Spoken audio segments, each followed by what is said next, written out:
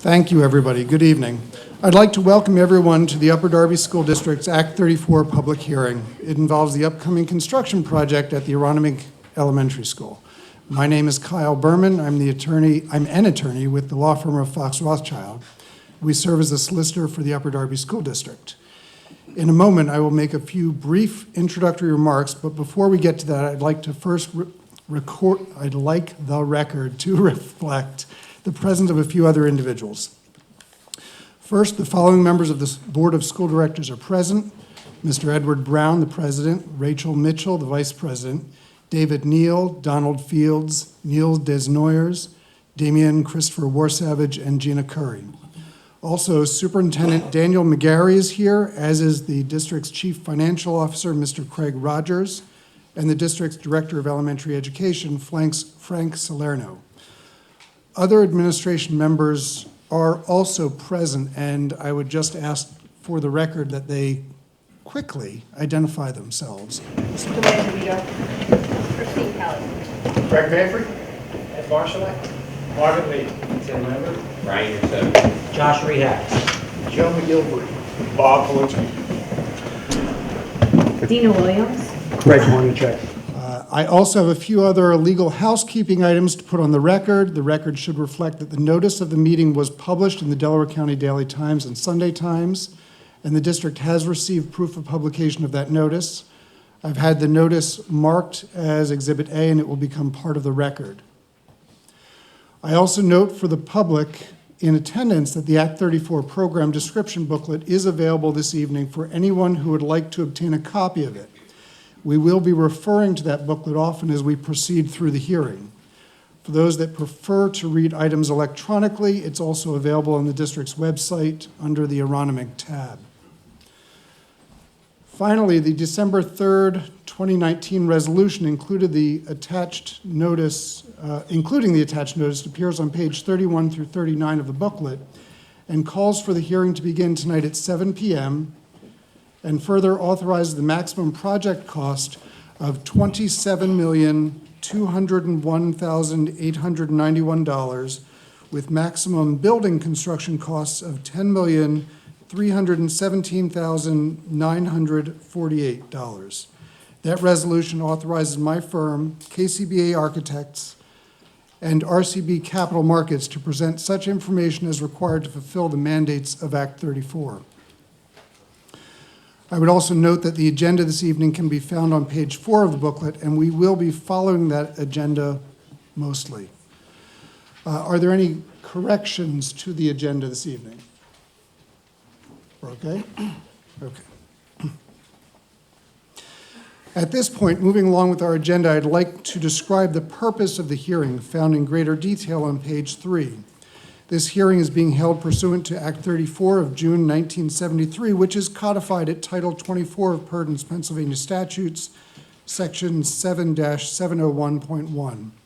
Act 34 requires that a public hearing be held regarding either the construction of a new building or substantial additions to existing school buildings. Let me make it absolutely clear for the record and for those present that this hearing is not a public debate. It's an opportunity for the public to learn about the proposed construction project and for the board to receive and record comments and observations regarding the project. Moving to procedures for public comment, which can be found on page 5 and 6 of the booklet, I would note that the board is interested in receiving comments from all district residents and employees who wish to express opinions about the proposed construction. In order for the hearing to be of greatest value and use for the school board, the following procedures have been established for public comment. First, comment periods are limited to 5 minutes. Next, no person will be allowed to speak a second time until all those interested in addressing the board for the first time have been heard. Also, to ensure that we schedule sufficient time on the agenda for individual presentations, those school district residents or employees wishing to address the board should sign their name on the register available. Testimony from the floor will be heard, but only after those who have requested a place on the agenda have been heard. For that purpose, there is a sign-in sheet, which I believe is over there, for people to sign in. The testimony today should cover the following. We will be establishing the need for the project, review the various options considered, description of the project option chosen, present the estimated construction costs, present an analysis of financing alternatives, provide an opportunity to comment and express views related to this project. Additionally, residents and employees of the school district were previously invited to submit written testimony for this hearing regarding the proposed project by 4 p.m. today, January 7, 2020. Such written testimony was to be directed to the board secretary, and I am led to believe by Mr. Rogers that we received 2 pieces of correspondence. Thank you. I will address those during the public comment portion of tonight's meeting. Finally, the Board of School Directors will continue to accept written comments for a period of 30 days following this hearing, which will be through 4 p.m. on February 6, 2020. School district residents and employees who wish to have their written comments regarding the project included in the record and have them forwarded to the Department of Education should mail or deliver such comments to Craig Rogers at the school's administrative offices here at 4611 Bond Avenue, Drexel Hill, PA 19026. To be included and considered, all written comments must include the name and address of the person submitting the comment, identification of the sender as a resident or employee of the district, and a description of the support or objection to the project. With that, we're going to move straight on to items 4 and 5 on the agenda, which will include the need for the proposed project and the alternatives or options considered. For that, I will invite Superintendent Dan McGarry, together with the district's Director of Elementary Education, Frank Salerno, to address you. Gentlemen. Thank you, Mr. Berman. Good evening, everyone. Once again, I'd like to thank the community members for coming out to attend this evening's hearing. I'd also like to thank district employees, including the administration. I do see some teachers in the audience as well, any other Upper Darby School District staff members, and of course the Board of School Directors. Thank you for being here and for your support, as always. As Mr. Berman mentioned, my name is Frank Salerno. That I am currently the Director of Elementary Education for the Upper Darby School District. My piece in tonight's hearing is to once again explain a little bit more about the need for the project and some other options that we have considered. I will then introduce our Superintendent of Schools, Dr. Dan McGarry, and we will go into further detail as we pass the presentation over to Mr. Ryan Orr from KCBA, the district's architectural firm. So the need for the project. I think it's important before we go into the bullet points on this slide to really once again highlight that we are, as a school district, not in a position that we are simply trying to chase the latest and greatest fads or trends in education. We are simply trying to solve long-standing enrollment and capacity issues in the Upper Darby School District. Aronimink Elementary School, sitting on over 9 acres of land with an approximate current enrollment of 250 students, has the space and provides us the opportunity to alleviate the issues that we are having with overcrowding throughout the district, and also does so without having to add additional space to schools like Hillcrest Elementary School and Costs and Garrettford Elementary School. In addition, Aronimink Elementary School space and renovation will meet the goals that the school board has agreed to and set that the administration intends to follow through with. The goals here are highlighted again in this slide for review. First, it is our desire to have all elementary schools throughout the district operate as K-5 programs. Currently, we only have 3 elementary schools operating as K-5 buildings: Westbrook Park, Hillcrest, and Primus Elementary School. We are looking to bring our kindergarten students, as part of our long-term plan, back to their neighborhood schools. We are looking to eliminate the need to lease elementary school buildings. Currently, the district does lease 2 spaces from the Archdiocese in Charles Kelly Elementary School and Walter Senko Elementary School. One of the primary objectives of the first phase of this plan, and I believe one of the most important things that we are doing with the first phase of this plan, is bringing Walter Senko Elementary School back within the school district boundaries. That school is currently located in Glen Olden, and the students are bused outside of the district to this school.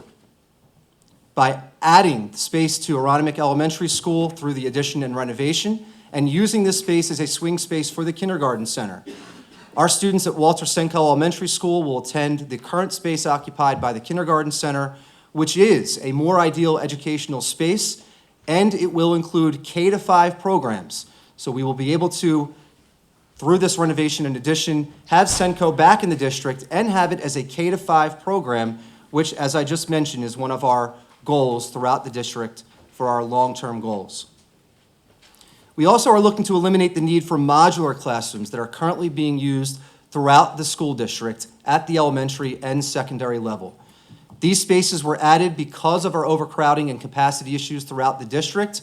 They were a temporary solution, in some cases over 25 years ago, and are not the most ideal educational spaces for students and teachers to operate in day to day. Lastly, we are looking to make sure that we are in adherence to the school board approved class size guidelines. As we have reviewed a number of times in the past, we are looking at class size average guidelines for kindergarten, for class size averages not to exceed 20 students per class. In grades 1 to 3, class size averages not to exceed 22 students per class, and in 4th and 5th grade, class size averages not to exceed 25 students per class. I can tell you there are many instances throughout the district that we are well above these averages currently in schools like Highland Park Elementary School that currently has approximately 800 students enrolled, or Bywood Elementary School that is creeping up above 755 students currently, with a projected average class size next year in the 4th grade of 28 students per class, even though they do have 6 sections in their 4th grade. We simply do not have the space to add additional teachers or supports to these buildings. As I mentioned, we have reviewed this information, I believe, above and beyond the Pennsylvania Department of Education's requirements, which is the Act 34 hearing that we are having this evening. We've had multiple public presentations, including multiple meetings with the Aronimink Home and School Association, a presentation for the schematic design of the Aronimink project at the school board meeting in May.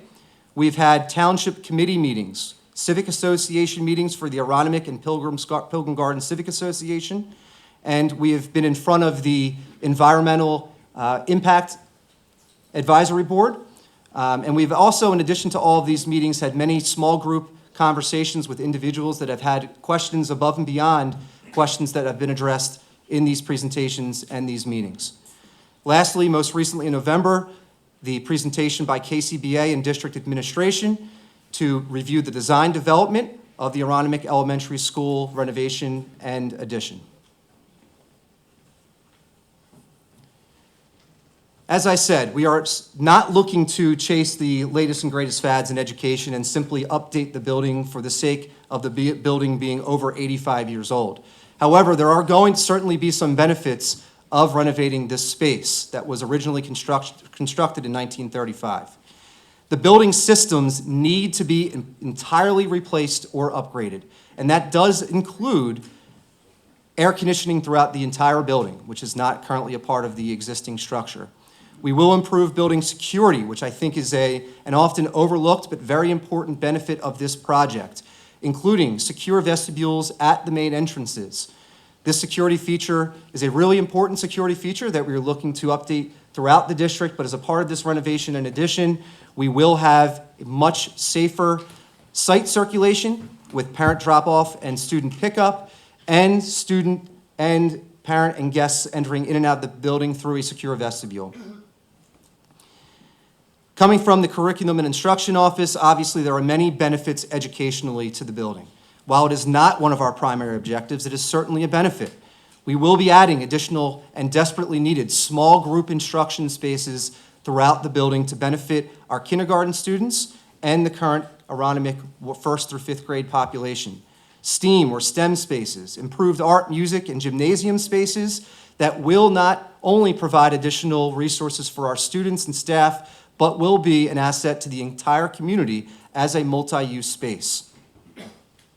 Lastly, the renovation and expansion will support the district's goal for modern educational 21st century facilities that will enhance the overall operation, security, and energy efficiency of the building here at Aronimink Elementary School.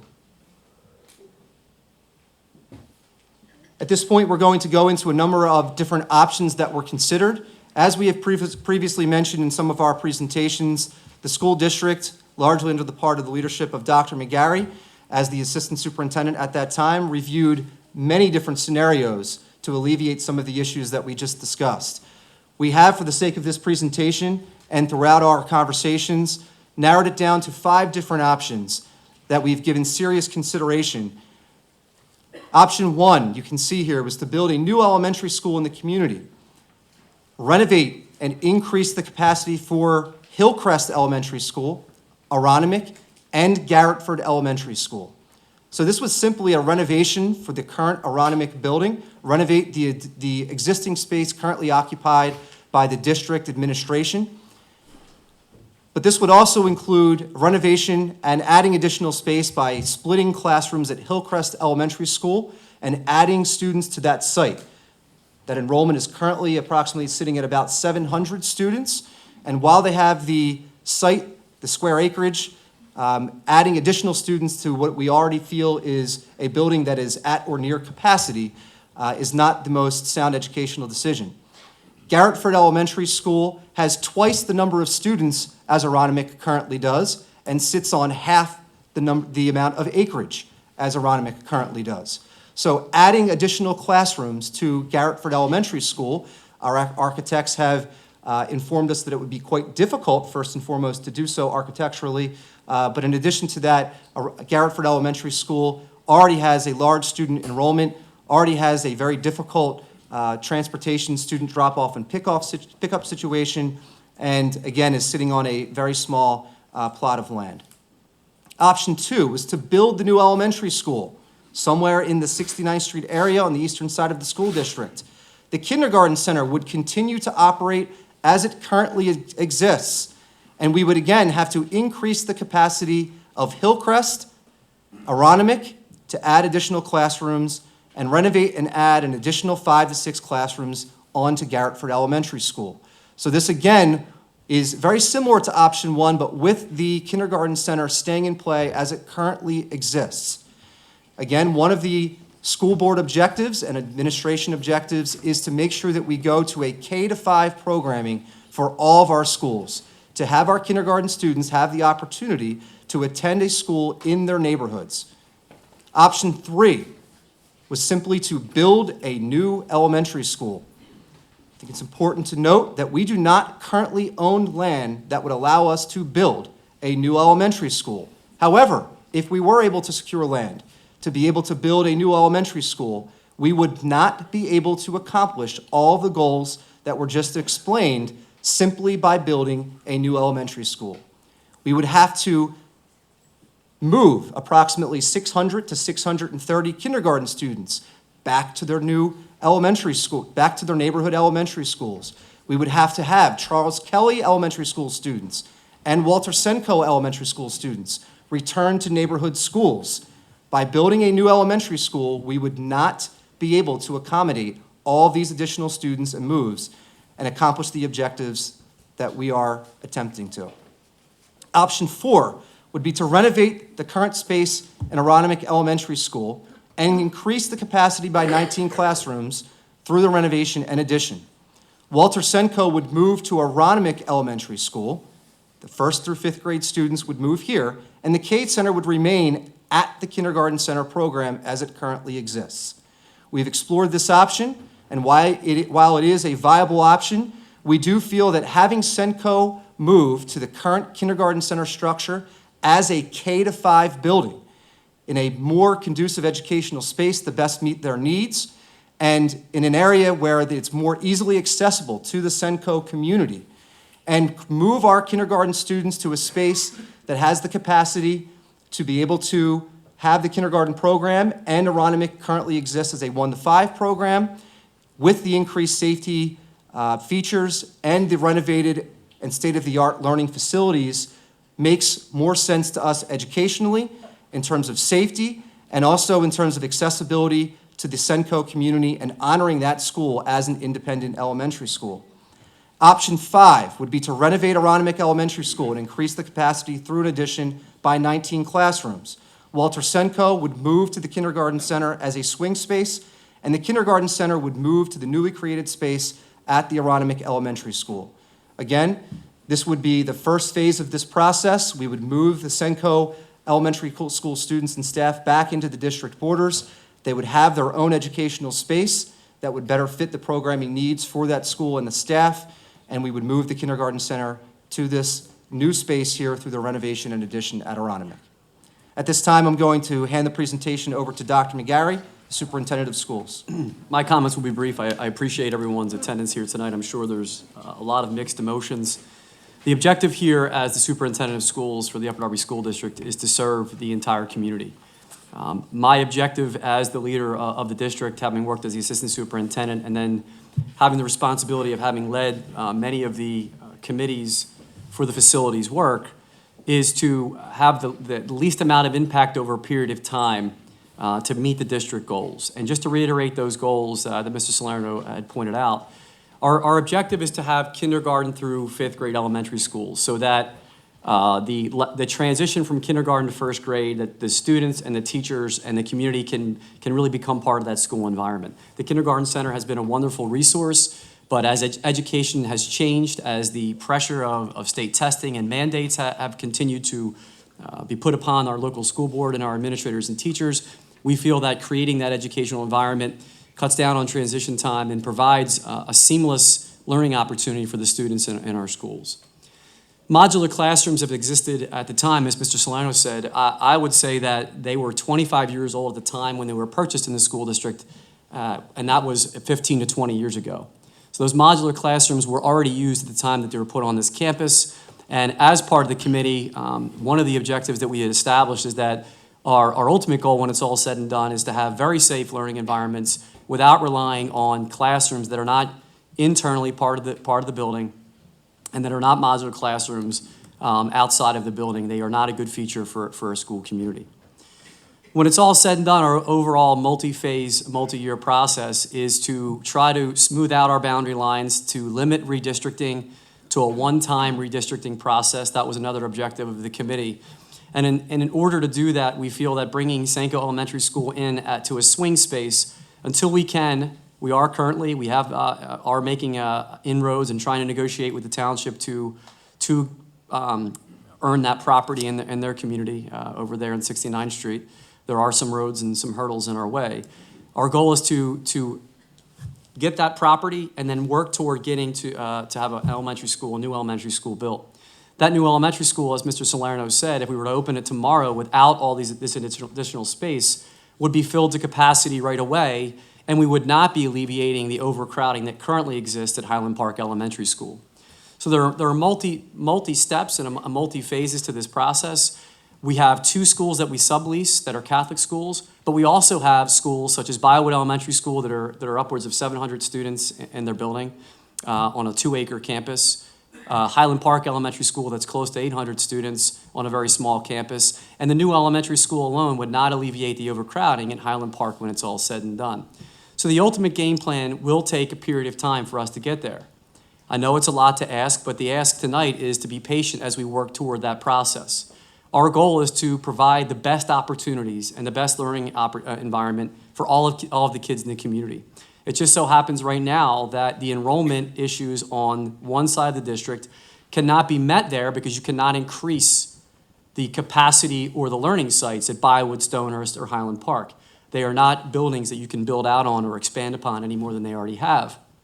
And it just so happens that Aronimink Elementary School provides the optimal opportunity for us to expand the building and to alleviate overcrowding in the district and bring back an elementary school here.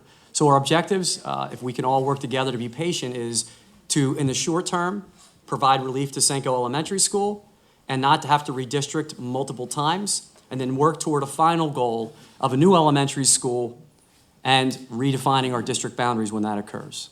Thank you. All right, next up is agenda items numbers 6 and 7. For that, Ryan Orr of KCBA will be presenting on project descriptions and direct cost for the project.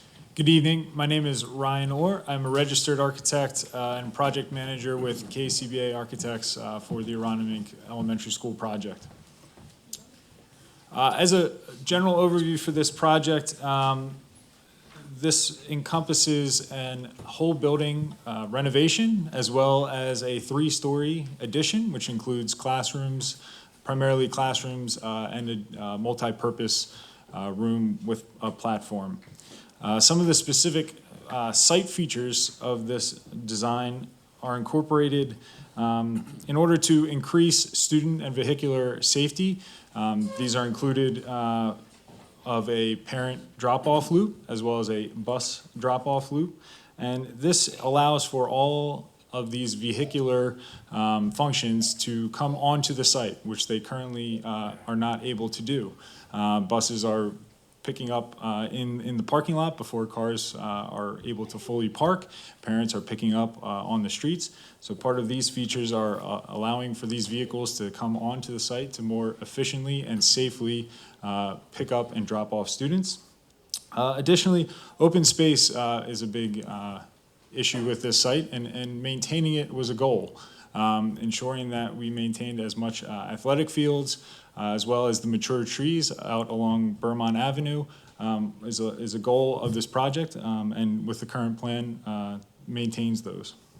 And lastly is maintaining the neighborhood character of the surrounding community, the Pilgrim's Garden community, as well as matching the existing building. It's a nice stone building, so in order to complement that, we're maintaining that character by matching that stone character. On the screen now is the proposed site plan. In the center of the screen is the existing Aronimink Elementary School with a proposed addition. The addition would go at the north end of the building. For you in the audience, that would be to the right-hand side, just on the other side of that wall. That's where that addition would go. And then where many of you might have parked out in the parking lot on the west side of the building, those 3 parking lots, parking lot, hardscape play, and then the drive out to Marvine Avenue, those will be connected to create a parent drop-off loop. This will allow, again, for those cars to come off of the street and be able to enter the site and more safely drop off students on the site. Additionally, on the opposite side of the building, behind you as you're seated in the audience, is where the bus loop off of Vermont would go. The entrance would line up off of Alexander Road, and the exit would align with Blythe Avenue. This bus loop allows for all the buses throughout the course of the day, AM drop-off, PM pickup, allows for all those buses to stack within that bus loop, once again, bringing those vehicles off of the roads and onto the site. The last large site feature which will be incorporated into this project is the faculty parking lot. So currently the parking lot is where the addition would go, so we're rebuilding that parking lot in a fashion so that it is oriented towards where the new main entrance would be. Part of the building features is creating that identifiable main entrance. The original building main entrance is out along Bond Avenue. We would be bringing that back. That would be the main entrance for the Aronimink Elementary School. The current main entrance would remain, and that would function as the main entrance for the kindergarten center. Additional building features include, as Mr. Salerno spoke to earlier, 21st century learning environments, general upgrades to the building, as well as that increased security throughout the building, not only at the main entrances with those secure vestibules, but also a more defined sense of exactly where to go for pickup, drop-off, main entrance. And lastly, the improved community asset. With the multi-purpose room, which includes a full-size gymnasium as well as platform for events. The room that we're sitting in now, you can see is a bit cramped, especially if you were playing a basketball game in here right now. You're not actually able to make a basketball shot in this room. So the new multi-purpose room would allow for that to occur. On the screen now is an existing aerial site plan of Aronimink Elementary School. So we are essentially hovering above Vermont, and looking towards the corner of Marvine and Bond. And as we move to the next slide, you can see the new three-story addition. We're looking at the classroom side of the addition, appears at the end of the building there. Moving along, we move to a perspective view along the bus loop, looking towards the front facade of that new addition. You can see we are utilizing the stone, very similar to the existing facade of the building in order to keep that same context.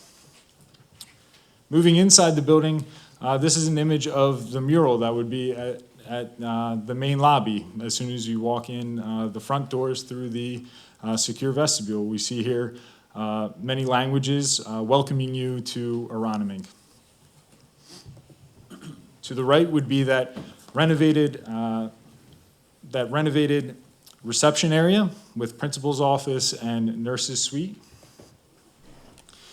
And opposite you would be the library, rooms for plenty of books, reading, classroom spaces, as well as small group instruction areas, circulation desk, office, and a view into that main lobby beyond.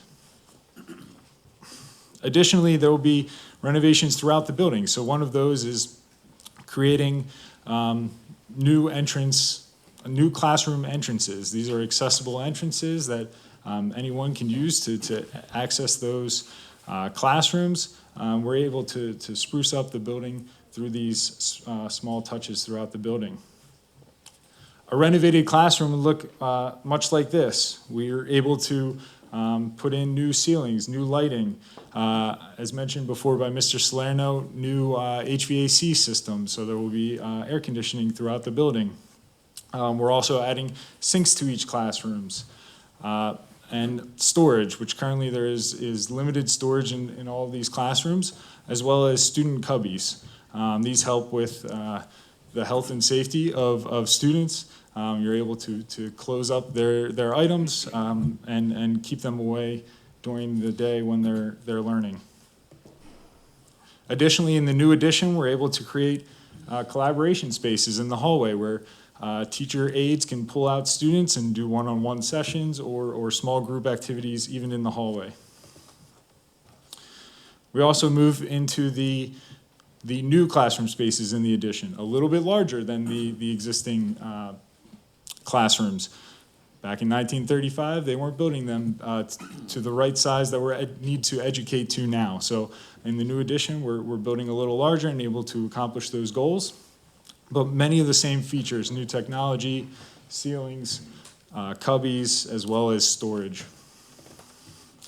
And lastly, we look at the multi-purpose room.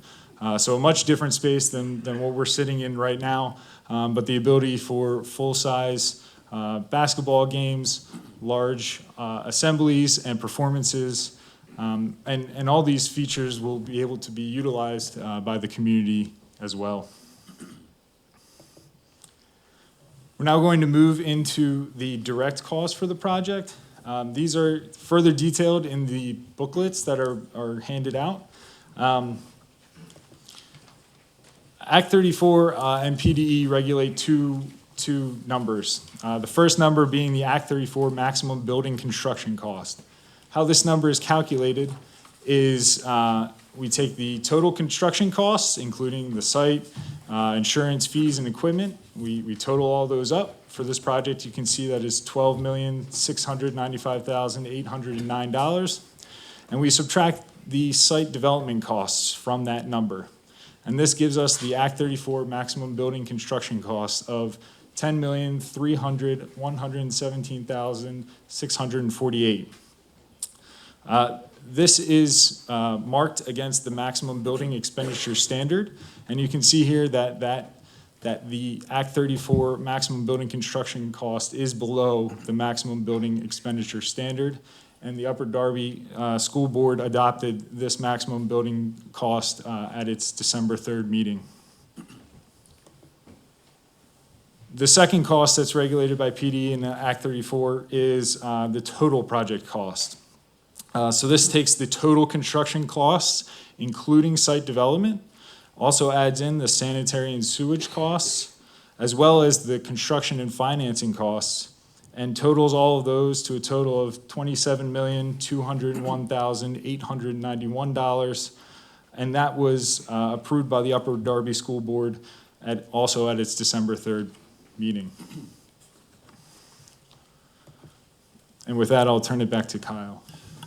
All right, we're going to go off the agenda for just a second. There have been some discussions in the community concerning PlanCon, and I think that Dr. McGarry is going to address that. Yes, at this time, PlanCon is still in moratorium. We've been in discussions thanks to our relationship with Mr. Vogel at PDE, and thankfully KCBA and Mike Kelly, who does work with us as well, is on a board for PlanCon, and it's come up in the other projects in the community. And I do want to say to the public that's here, it would be a huge advantage for us if we could get PlanCon turned back on in this year's budget.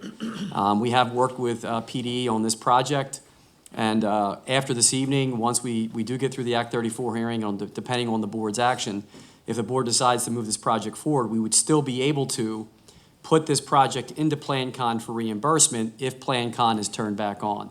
Our hope would be that PlanCon would be turned back on. We would get a considerable amount of money and reimbursement on a project such as this project, as well as the projects moving forward.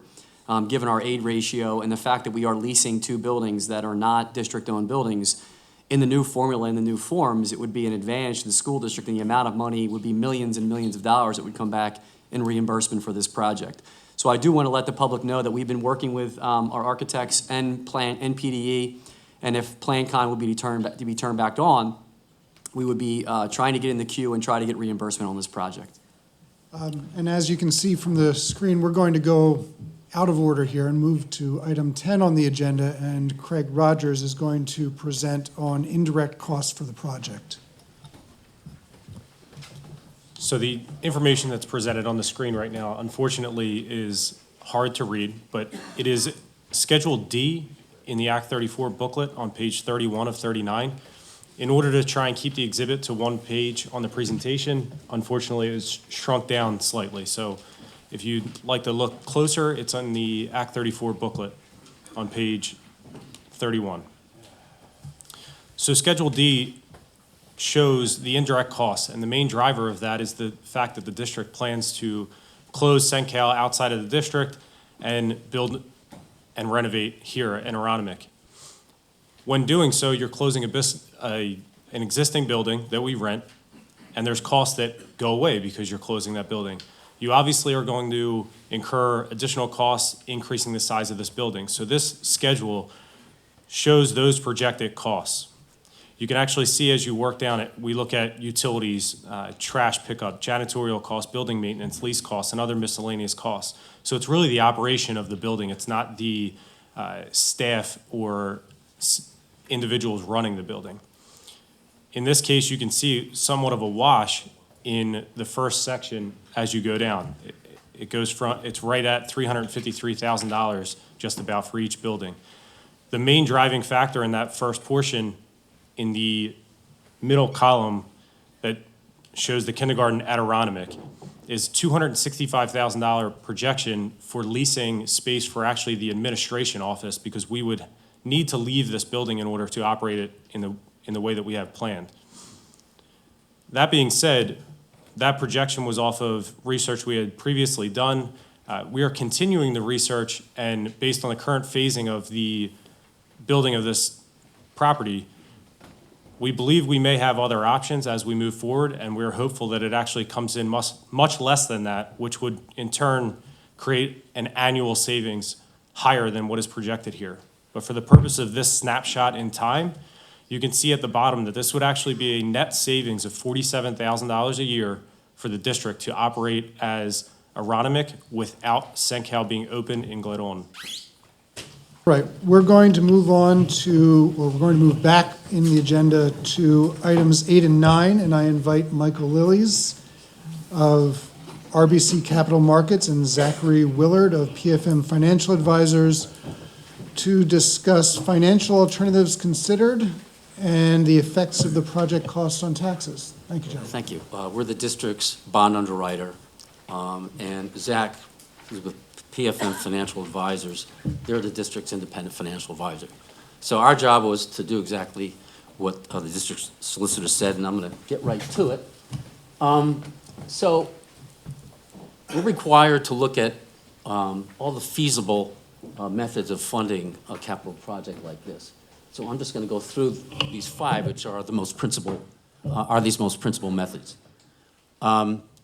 Cash would be the least expensive in terms of not incurring any costs, like financing costs, but not unusually, in case of a project like this, most districts don't have this kind of cash that's required to pay for this project. So that was pretty much ruled out early on. Number 2, a short-term bank loan. Borrowing from a bank is typically the least costly method of borrowing. However, the aspect of that really makes it not really a viable alternative is that when you borrow from the bank for a project like this, you typically want to borrow at a fixed rate, and that's what the district would like to do. But when you're borrowing for a bank, they typically are not too keen on lending money at a fixed rate for 10 years or greater. Sometimes they might lend it to you a little bit longer term, maybe up to 15 years. But, and if any of you who have a mortgage, you know that the longer the term of the borrowing, the lower your payments are going to be. And so if the district were to borrow from a bank, the payments would be really too high to make it affordable and reasonable impact to you, the taxpayers. So not unusually, what you're left with is 3 different types of bond financing alternatives. And a bond issue, for those of you who may not be familiar with it, I think an easy way to look at it, it's like getting a mortgage. You're making payments over, a certain term, and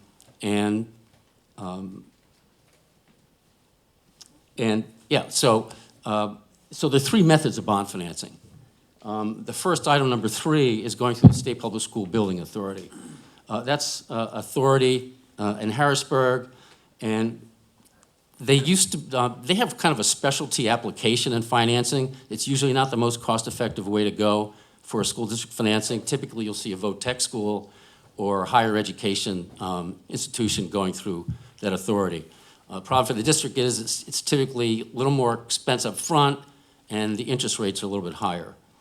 Number 4, the local authority issue.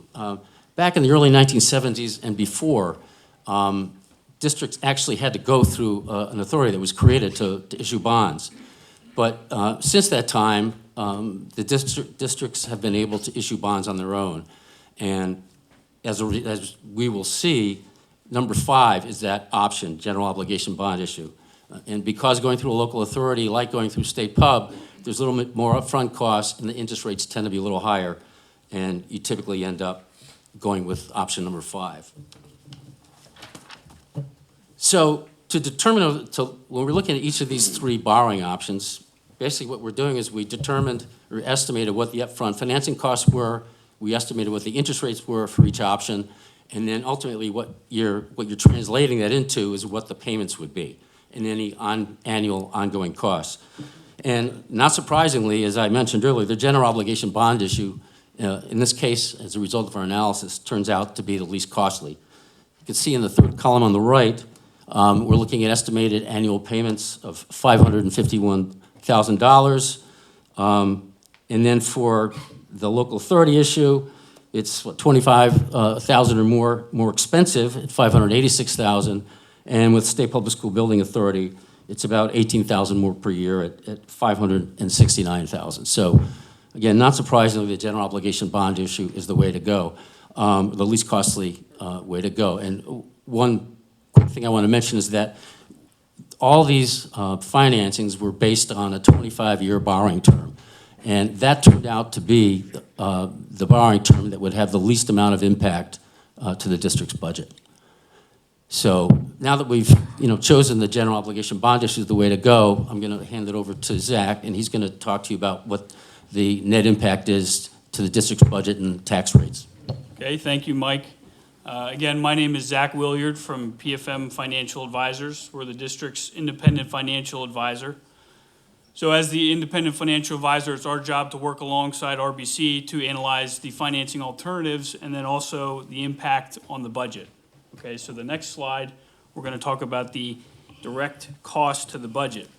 Now, it's important to note, as the superintendent stated, that these estimates do not include any state reimbursement due to the PlanCon moratorium. So below, I'm going to read the annual direct costs.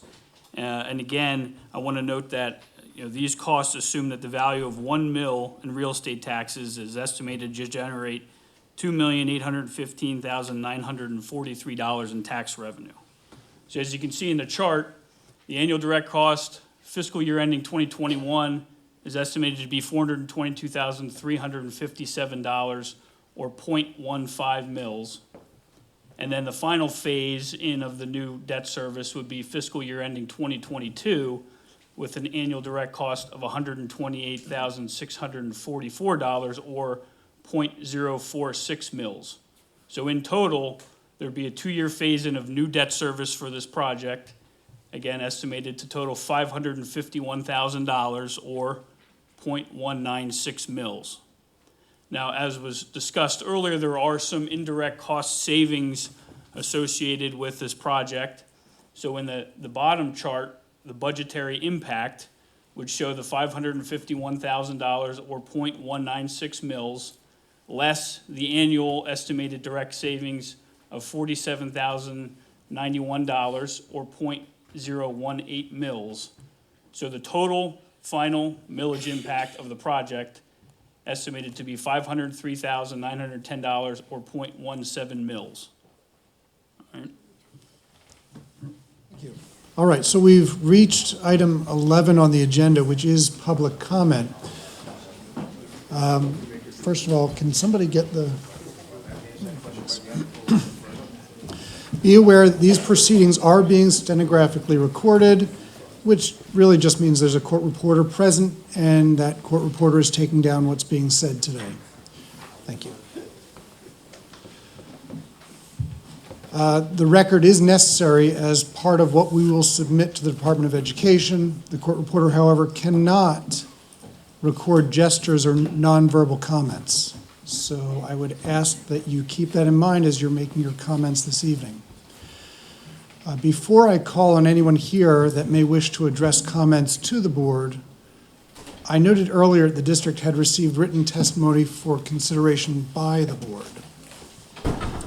So I will note that the district received correspondence from Margaret Perente of 932 Blythe Avenue in Drexel Hill, and that she objects to the proposal.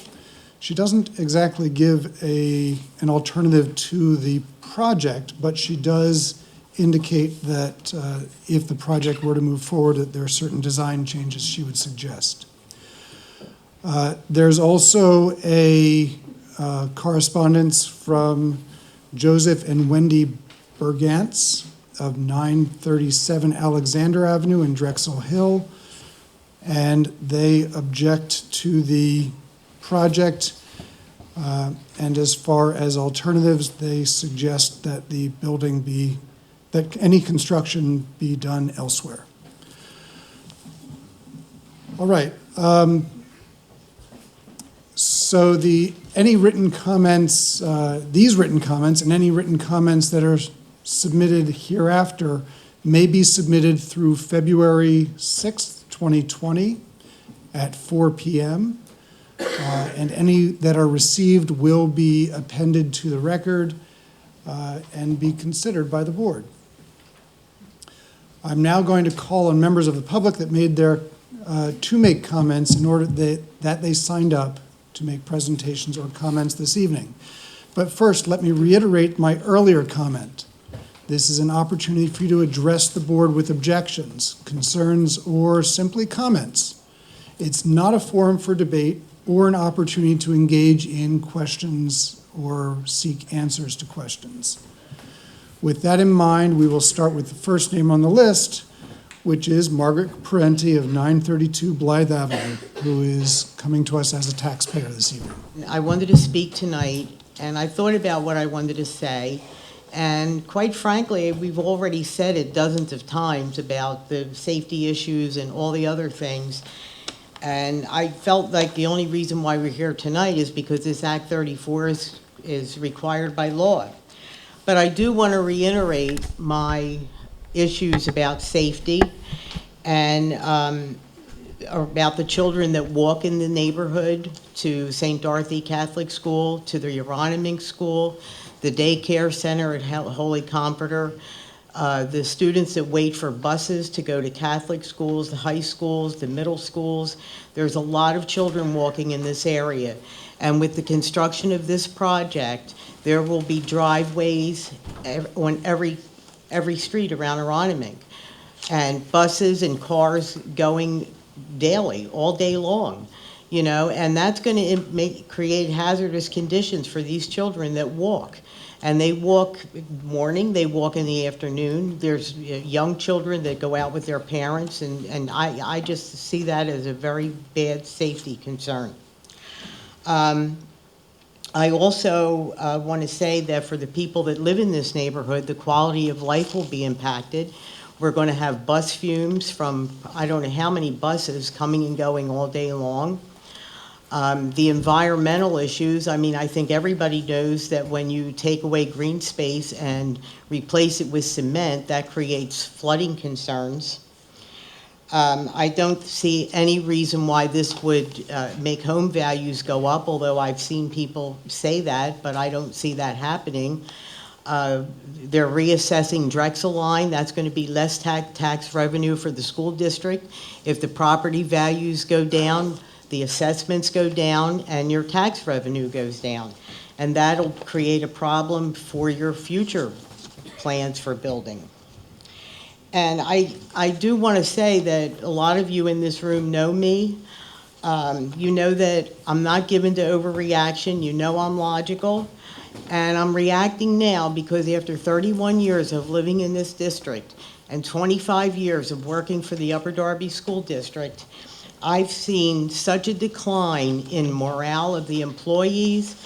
I've seen a significant decline in teacher retention and lack of consequences for unacceptable behavior.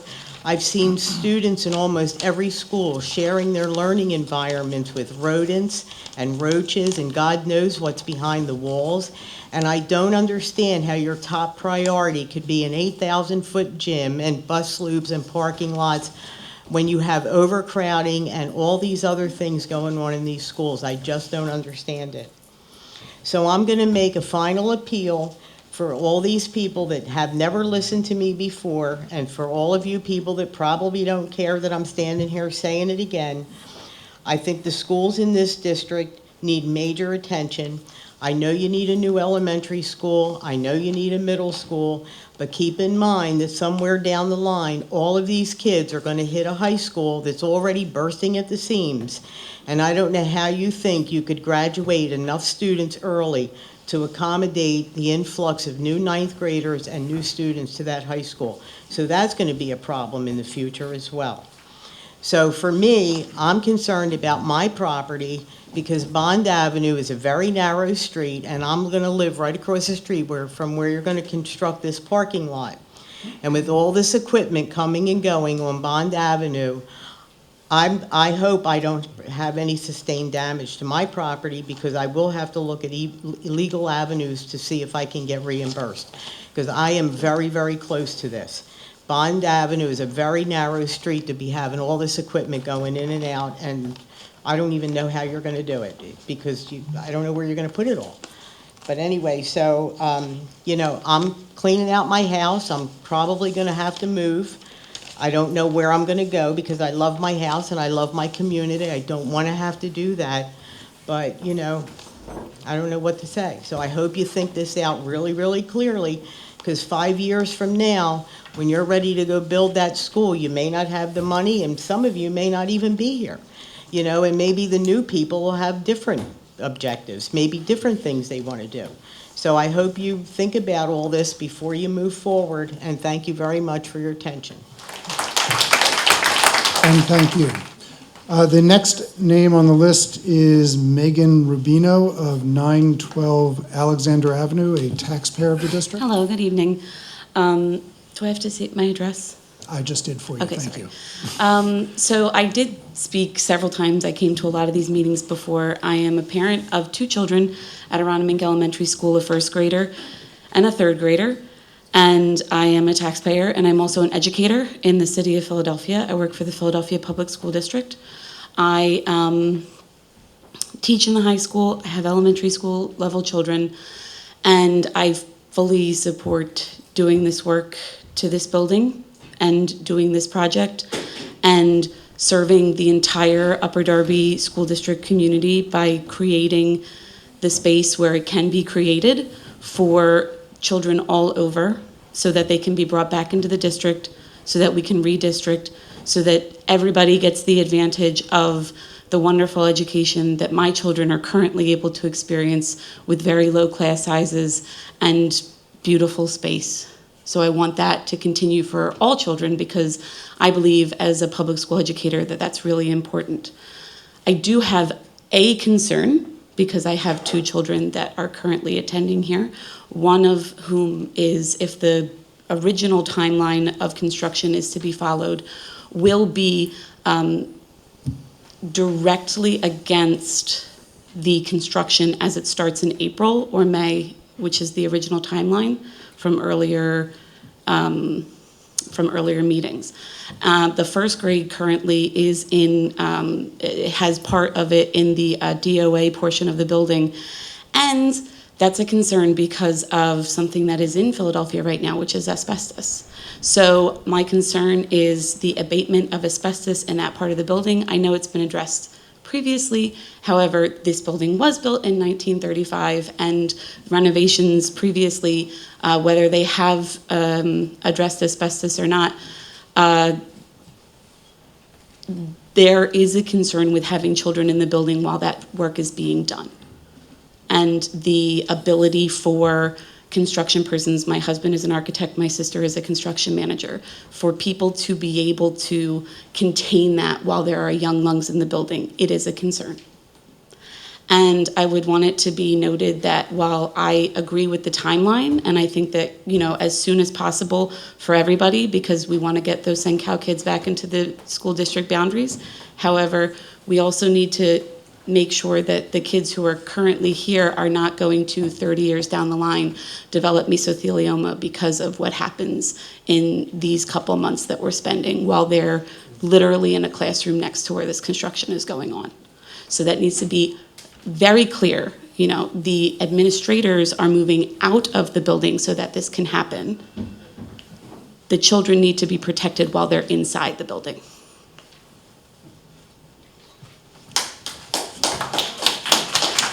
All right, thank you. The next name on the list appears to be 2 people, Pam and Jim. I can't read it, but they live at 1120 Blythe Avenue. It's McEntee. McEntee? Yes. All right, thank you. Yes. Good evening. I just want to reiterate what our first comments were regarding the safety issues. So my husband and I are very concerned. We're on Blythe Avenue, which is already a speedway for people picking up their kids and racing down Blythe Avenue towards Township Line. We've just recently had to have a huge posted sign put up for speeders. So it's a serious concern of this increased traffic, and we're just wondering, we haven't heard anything about traffic studies for the whole this whole area. How is it going to impact traffic and safety? Our first commenter really went into detail about all the children that are walking around this neighborhood. So we have a very serious concern about this triple. So we're going from 250 students to eventually 700 students. And the transportation that's involved, and the environmental factors, but particularly the safety of our children. So that's our number one concern. And we also have a concern, we talked about the mill increase, but how does it impact our taxes? So I'm just wondering if more comments about, is it going to impact our taxes immediately or not? It was kind of a vague comment, so we wondered if there's any more details about that. Thank you.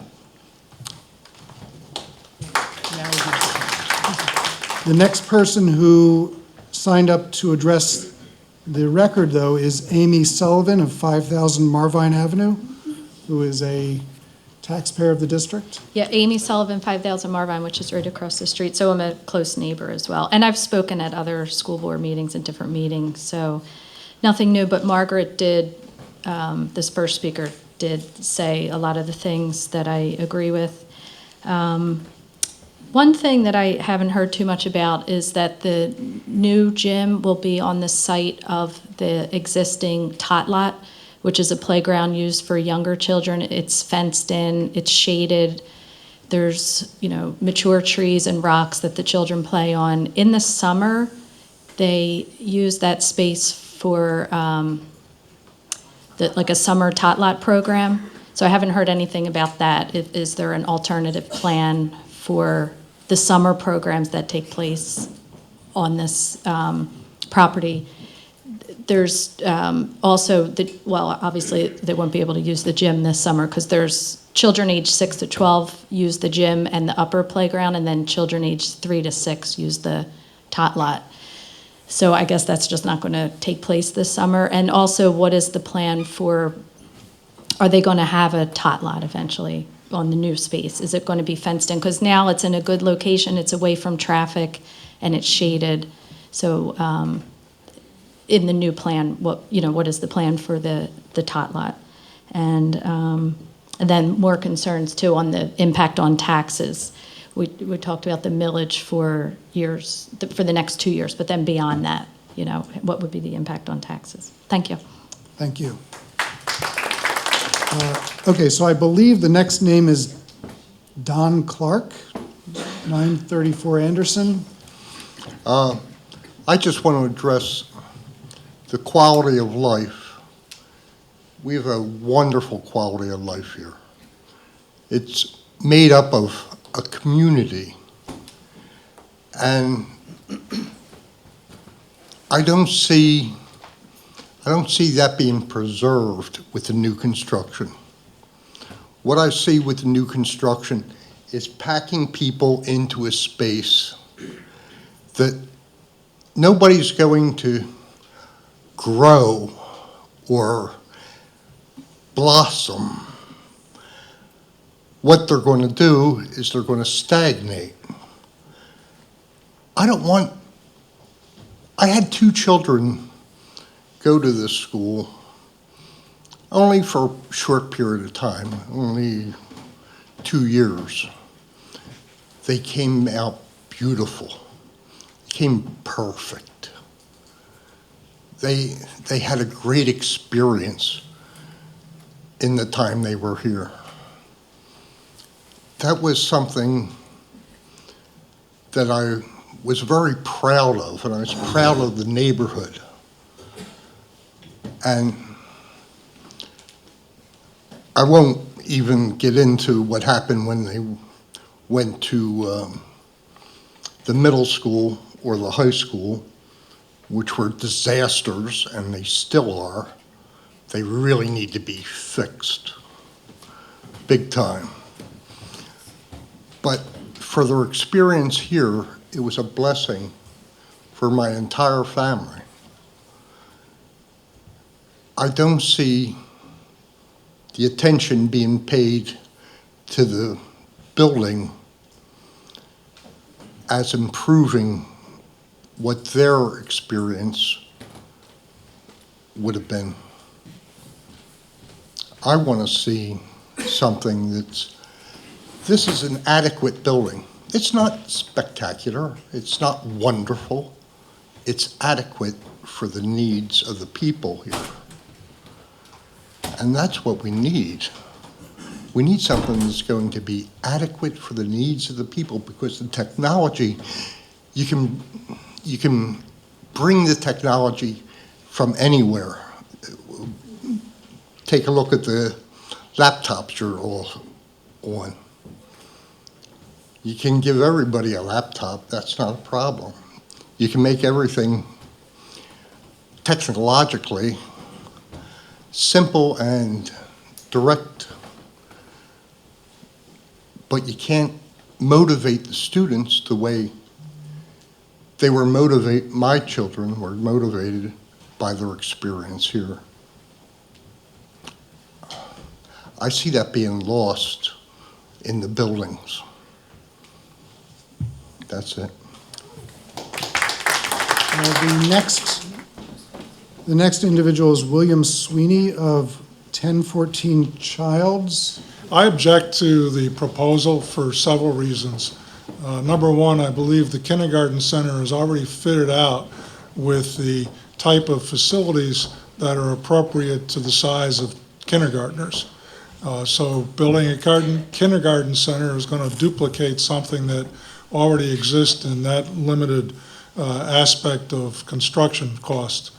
I object most of all because even though I'm several blocks over on the other side of Beaumont, I have a daughter and her family who live on Collinbrook. And when I drive over there and I go down the streets and I imagine what this is going to do to the traffic flow several times a day, not just twice as was represented earlier this evening, it's going to severely impact all the streets that are on that side, and it's going to bring people looking for alternatives to avoid the traffic into the neighborhood on that side of Beaumont, where we already have people who don't pay any attention to stop signs. So I don't understand how anyone could contemplate doing this project, not taking all those things into consideration for the impact it has on the community. And as far as the tax base is concerned, the attractiveness of this area for most people is the setting of the school, the church next door, the convenience. But if this project is built, I fear that people are going to move out. Property values are going to decline, the tax base is going to decline, and I'd like to know if you've anticipated that in your economic forecast. I just don't understand the need for this project, and I deeply resent the impact it's going to put on the houses in the immediate neighborhood.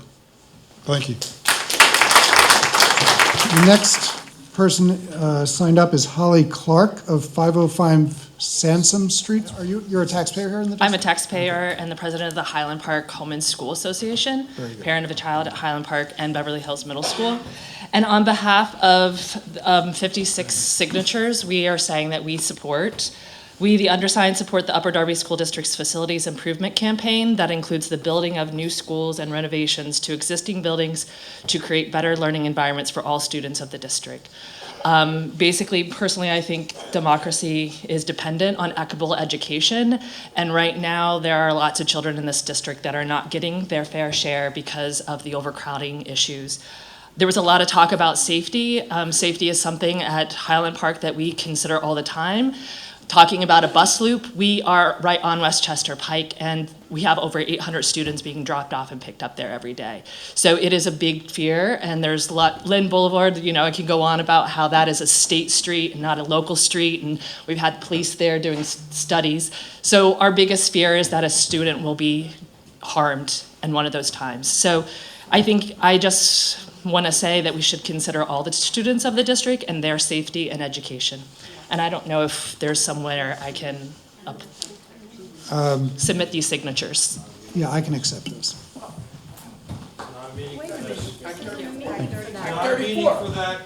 Why is she allowed to turn that in? It's simply part of, You said you can't do nothing. it's simply part of her statement. Sorry? It's simply part of her statement. Give it back. The next speaker is Lee Jordan. Is Lee still here? She left. And then the last speaker that signed up is Melissa Baldwin of 328 North Oak Avenue in Clifton Heights. Good evening. I am from Clifton Heights. I'm technically not directly from this area, but I hear a lot of people that are from this area, and they're looking at the building from the outside. I work in this building. I am here 5 days a week, every single day during the school year. I work with these children every day in 2 different capacities, one in the cafeteria and one outside at recess. I am here before the students get to school.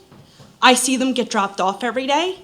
There are comments about the safety with the bus loop and the student drop-off. Right now, our student drop-off and our bus loop and our walkers all come in the same way. Every single student comes in the same way. I don't understand how that is safe. It's not. The buses, the parents, where the teachers and the faculty park are all in the same parking lot where everybody is right now. It's not a safe place for the students to be every morning and every afternoon. They all leave at the same time, out of the same area. If we put the bus loop on the front of the building, it makes it a safer area. Improvement is inconvenient. It does make an inconvenience for a short amount of time, for an overall improvement. Yes. Will there be noise? Yes. Will there be buses? Yes. Will there be construction? Yes. But all of this is needed to improve for our students. I understand it will put strain on the taxpayer. I am an Upper Darby resident taxpayer. I get it. My taxes are high. I understand that. I knew that when I moved into the area. I moved into the area because of the schools. I live in Westbrook Park. I have a son who goes to Westbrook Park. I have a daughter that goes to Drexel Hill Middle. They're great schools. Everybody wants to come down on our schools, but every time that they need to make an improvement or go to make an improvement, everybody starts complaining about making an improvement. Here we are with a school board that wants to make improvements, and now everybody's complaining about it. I don't understand why our children's education is so much more important than the buses going by. Or, I'm sorry, is not more important than the buses going by. Is not more important than the small inconvenience during construction time. This is something that not only will improve Aronimink, it'll improve Upper Darby School District as a whole. Every student in this school district deserves the same educational opportunities. Look in this gym. See how crowded it is right now. Every day, there is a plethora of children in this gym. Every morning, grades 2nd, 3rd, and 4th grade sit on this gym floor, and it is packed. It is packed as they are waiting to go upstairs. Every month, there is assemblies in this gym with 250 students packed into this gym. It is not conducive to the facility that we had, to the enrollment that we have now. We just had around 10 students enroll in the last week to come here. That's 10 more students in 1 week to come to this school. 10 more students that are taking up more space in this small school. We have the property. We have the ability to do it. There is not the property or the ability to do it at a lot of the other schools that have twice as many, 3 times as many students that we have. They have around 25 to 35 children in a classroom in these other schools. Most of our classrooms in this school have 18 children, 18. I don't understand why all of the education for all of the students is not equal, and why we're fighting for that equality, why we're fighting against educating our children, why we're fighting against bettering a facility. It's something that's needed in this district. It is something that if you go onto the Upper Darby School District, to the residents of Upper Darby Facebook page, that you see all the time about how our facilities need improvement, how our classrooms are overcrowded. This is a way to fix it. They're not looking to put a Band-Aid on it by putting out modular classrooms. They are looking to better the education for our children, and it is something that needs to happen. Thank you.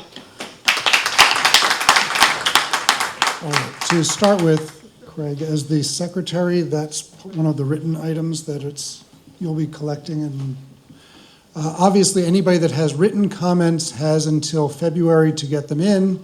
However, now, we are at the portion of the agenda where if people wish to speak that have not signed up to speak, they now have the opportunity to do so. If you're going to speak and you have not signed up to do so, when you come up to the microphone, please state your name, your address, and the role, the status that you are here, whether it's a taxpayer, an employee, or some other facet. Sean Flatley, 4410 Durmont Avenue, Drexel Hill, taxpayer. And I apologize, I wasn't at the earlier meetings, but what I was concerned about, I didn't hear anything. We're right now experiencing either a flat or a negative population growth. And this might be a need today, but I didn't hear anybody talk about what we're looking at in 5 years or 10 years. If we have less population, this need might not be here. The other thing is, I didn't hear also what happens to the kindergarten center after St. Cal moves. Those are the two parts I want to say. I'm Mark Gallo from 1124 Blythe Avenue. First, I want to apologize to the board for my outburst, even though I don't really agree with the way the format is this evening, that if someone has a question and can't get an answer. But I understand this is an Act 34, which I'm not personally familiar with. But nevertheless, I kind of disagree with this format tonight. But with that said, I'm speaking on behalf of a lot of my neighbors, and I've been here in Drexel Hill for over 30 years, on Blythe Avenue for at least a dozen or more. There's a lot of kids. There's a lot of traffic. There's a lot of cars that go through stop signs. Police are not very present here. Very poor traffic control. We've had numerous deaths along Route 1, Township Line, which Mr. Santora did a fantastic job, as well as others, in getting PennDOT to make major significant changes along those strips.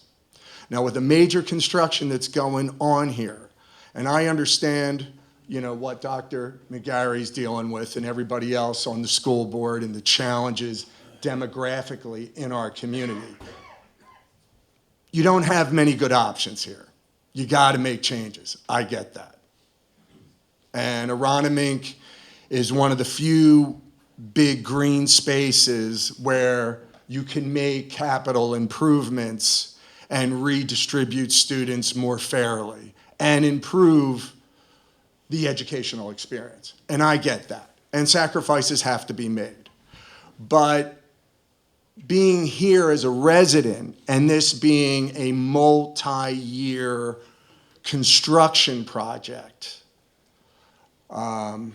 paving new bus lanes, major construction equipment, little kids, first, second, third, fourth graders. St. Dot's right up the street, first, second, third, fourth graders. And you're having a little old lady with a little stop sign, you know, going to walk out there and try to get these cars that aren't traveling at 15 miles per hour. I know that because for years I walked my twin boys to Aronimink, and I just see cars just flying by. So the thing I want to stress here is I have great empathy and understanding the challenges that you confront in this community. And I overall agree with the changes you need to make. But during this construction period, and this is like my third meeting I've been to, that I see a serious deficiency in talking about things of traffic safety, of police presence, of protecting the residents, and most importantly, the kids. And that's all I have to say. I'm Arlene Zaleski, 809 Stanbridge Road. I went through Upper Darby School District. I had 4 kids. I'm sorry, wait. Catch your last name, I apologize. Zaleski. Did you get the address? I went through Upper Darby can you- School I'm sorry, District. can you repeat your address as well? 809 Stanbridge Road. Thank you. I also live on a very busy street. Actually, there was a head-on crash right on my street because the traffic is just so, they zip across State Road and come up, and same thing all around here. And as the gentleman said, when the traffic gets heavy, they start picking up all these side roads and come around here. When I go to work in the morning, I've seen cars they just totally ignore the 15 mile an hour and they're going down. So a bus swoop isn't going to happen. And the issue is not about safety of the children that you're saying that we're taking away from this. It's not about that. You can have a great house, but if the inside is broken, that great house doesn't mean anything. I have relatives that were teachers in the district. Like I said, I had 4 kids. The teachers are wonderful. They have a difficult time getting through the days. I had a daughter in the high school that had teachers not even show up. So they're sitting there for the whole period, no teacher. Or they've had a student just pick apart the teacher, up one side and down the other. How is that a learning environment? So it's not so much about the safety. We are concerned about the safety going from 250 to 700. But make improvements. You got to start making improvements to have these kids truly have an education. There's great teachers. You know, the curriculum, the structure has to change with the children. You can't have curriculum from 30 years ago that's not going to work today. These kids come up from a different environment. They come to schools with different stresses that we did. You know, they hear about school shootings, and that's, you know, they all kind of know somebody that's passed away, whether it's an overdose or whatever. So there's a different focus on these kids. It's not a brand new building. And I also lived around the corner from Highland Park. I also worked here in the cafeteria, out on the field, all with, you know, as a homeroom mom, as going with all the teachers. So I'm kind of offended when I hear you go off and just say that it's all about, that we're worried about just the traffic and the safety of the kids. No, I've been in here 35 years. My kids went here 35 years ago. In fact, with Mr. McGarry's brothers. So, you know, everybody loved Aronimink, and we all love at night to see all the kids playing on the field, people with their dogs, and everybody walking in the neighborhood. And that's what we don't want to lose. And I myself feel like, I don't know how many of you live in this area. Let's bust them out to your areas, or let's build the schools in your areas and take away from there. I really want to see, there's wonderful teachers in this district who really want to teach and really want to make an impact. And that should be our focus, is to make things better, because there's plenty of places that are overcrowded, but you have to get these kids stimulated, but you got to learn to come down to their level on what they're used to and their fears of every day that we've never had to deal with, that are really real in their lives, and they have stressful lives today, even going home with the families broken and just different dynamics. So all those factors, to me, I mean, the bullying in school, all that kind of stuff to me is up here, not a building that, you know, like I said, if you go into an area where, even though it's overcrowded, and you can get these kids stimulated, they'll be successful, but they just have to be taught it. Somebody has to let them know you can be something, not a building. You can build the biggest and best building. Doesn't matter. If they're going to come in and disrupt and not pay attention because there's all sorts of issues, that building doesn't mean anything. It's going to be... Ma'am, please direct your attention this way. Okay, I'm sorry. I'm just saying, I was really offended by her comments saying that all the discussion is on the safety, because that's a real factor. We've lived here enough to learn and see all that's been happening around here. Like I said, I had a head-on collision on my own street. It's a small street. So, and like I said, there has been policemen that have been on the side in the mornings. People don't care. They're flying. They're just looking that they got to get to work. So those loops and all the designs, and this sounds wonderful. To me, it's a facade. I want to see these kids come out of Upper Darby, and I do get offended because I am a graduate of Upper Darby, and all my brothers were. And so I want to see, when people talk about Upper Darby, I get offended when they'll go, oh, Upper Darby. But you know what? My daughter used it to her advantage in interviews and said, I came from a school that had, 71 languages spoken. And people are like, wow. And she goes, yeah, it's like the United Nations. So that's what my focus would like to be. Not a building to destroy other areas, but maybe work with what it is. I feel invaded that somebody's coming in and using my tax dollars to make decisions that I have no control over. It's already been done, and I agree with everybody else. And Mr. Snyder, his son was here too. So I mean, we know what can happen in this area, and if people start leaving, and yes, the taxes go down. My house, I have somebody who Ma'am, your 5 minutes is up. I know, I'm sorry. It's just, like I said, I want to see these students do well, and not really about a building. I want to hear about what's being pumped up for these kids to bring them to another level. That's all I have to say. Thank you. Good evening. My name is Drew Carr. I'm a taxpayer at 1113 Blythe Avenue, Drexel Hill. I consider my community right here the main line of Upper Darby Township. And I started school here 1951 in kindergarten. I went through the system. I've been here all my life. I know exactly how everything works here as far as the community, and I've seen a lot over the years. I must say, a traffic study has to be done, because you just cannot believe the traffic in this area now. And I just can't imagine with all this bus traffic coming in here, especially in the morning. And at the end of the day, it'll really impact the quality of life here. So as far as I'm concerned, please do a good study of all the traffic that comes in here. And it's a great school. It's a great, it's like a park atmosphere here for all the community. And that's my concern. Thank you very much.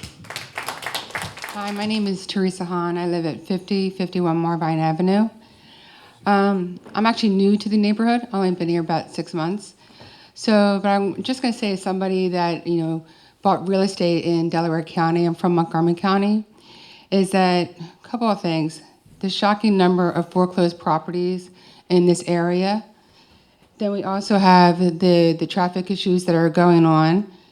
And then I think at the end, and during your statements earlier, you looked at this as a temporary fix, so that this building ultimately will be empty or possibly utilized for another issue somewhere down the line. So I guess my question is that right now, with the way that the economy is and the state of housing here in the Delaware, in this region, aren't you a little concerned that giving us a tax bill to cover this amount of money for a building that I believe this should be renovated, it's with the addition, that you're going to lose more residents in this area? Because as you take a look at who pays the taxes, the larger portion of taxes for this region does not come from 69th Street. It comes from Drexel Hill. So you're asking us to basically flip a bill. So my question to you is, how are you going to even the playing field when it comes to paying for this building? Lauren Beth Sonore, 919 Morgan Avenue, taxpayer and parent of a Aronimink student. I just want to say thank you. My son goes here and he's thriving. He doesn't come from a dysfunctional background. He's a great kid. I'm the vice president of Home and School. We have a wonderful community here. I want a nice school for my kid. That's it. And I actually would like a nice school for all the kids of Upper Darby. I teach at a Catholic school. I love that nice school. I want every child to have a great school. And this is a great school. And the inside of this school is a wonderful school. Mr. Rehak is a great principal. Our teachers are wonderful teachers here. And so I just want to say that we're not dysfunctional, the kids that are going here. We're not coming from like these crazy families or just generalizing it. We want a really nice place for our kids to be. And the inside is good, so we just want it a little bit better. That's all. That's all I want to say. Thank you. Tim Hanahan, 1008 Belfield Avenue. Okay. I live near Vermont and Bond, so I see all the traffic there all the time. And there's school buses, as was mentioned, for the Bonner Prende kids and O'Hara kids, and Aronimink, which I think has about 3 buses, and it's going to go, from what I understand, to 25 throughout the day, throughout the day. So, which is unbelievable to me. But my question, I know you can't answer in this format, but maybe somebody can address it. After they come out of the loop, are all the buses making a right on Vermont, or some go on Blythe, some go left, some go right? Just curious about what the idea is there.